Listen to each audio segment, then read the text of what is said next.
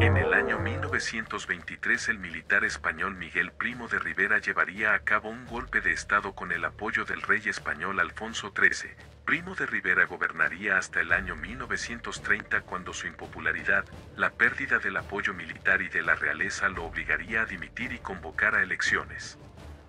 Estas elecciones serían ganadas por los republicanos, quienes instauraron la Segunda República Española. Tras esto el rey Alfonso XIII se exiliaría en Francia y luego en Italia. Tras varias reformas del nuevo gobierno republicano, muchos sectores conservadores de la sociedad española comenzaron a temer el auge del comunismo en la misma. Esto llevaría a una ola de violencia entre sectores de izquierda y sectores conservadores. Tras el asesinato del militar español de ideología socialista José del Castillo Sáenz de Tejada, y una posterior venganza con el asesinato del político monárquico José Calvo Sotelo, comenzaría la Guerra Civil Española en 1936. Gran parte de las Fuerzas Armadas españolas se sublevaron con la finalidad de derrocar al gobierno de la República, en el norte las tropas del general Emilio Mola y en el sur las tropas de Francisco Franco.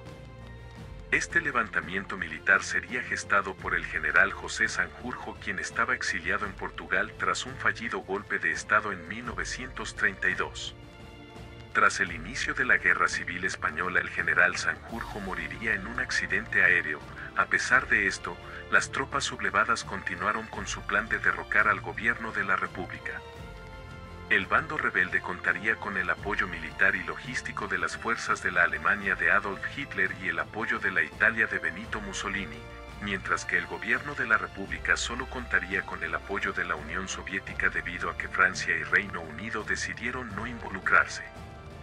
Con una situación muy delicada, el gobierno de la República se encargaría de armar a milicias, sindicatos, movimientos de izquierda y grupos anarquistas para combatir en contra de las fuerzas rebeldes de Franco y Mola. Tras una serie de victorias en el norte y sur del país, el general Mola desde el norte trataría de tomar Madrid en noviembre de 1936, aunque fracasó en dicho intento. A pesar de esto, el general Francisco Franco lograría desembarcar en el sur de España, tomando con facilidad los territorios de Andalucía. El año 1937 se caracterizaría por la supresión de la resistencia republicana en el norte y sur del país, acabando así con los focos de resistencia. En el año 1937 el general Emilio Mola fallecería en un accidente aéreo, lo que facilitó el ascenso de Francisco Franco al liderazgo del bando sublevado. Gracias a los bombardeos de la Legión Cóndor y el asesoramiento militar de Alemania e Italia, las fuerzas de Franco lograrían aislar a las fuerzas republicanas al este del país. El gobierno de la República trasladaría la capital desde Valencia hacia Cataluña. Esto llevaría a que a comienzos de 1938 las tropas sublevadas lograran aislar a Barcelona del resto del territorio controlado por la República. En un último intento por obtener una victoria decisiva, las fuerzas de la República contraatacaron en lo que sería la batalla más grande de toda la guerra. La batalla del Ebro duraría 3 meses y se cobraría la vida de más de 13.000 soldados y más de 50.000 heridos entre ambas partes. En dicha batalla las fuerzas de Franco comenzaron perdiendo contra las milicias republicanas. A pesar de esto, una reorganización y posterior contraataque lograría que las fuerzas de Franco ganen y posteriormente ocupen Barcelona, obligando al gobierno de la República a exiliarse en Francia. A comienzos de 1939 las tropas de la República estarían en una desventaja considerable, sin suministros y con la moral baja. Esto llevaría a que el general republicano Segismundo Casado López organizara un golpe de Estado dentro de la República con el apoyo de facciones anarquistas y socialistas.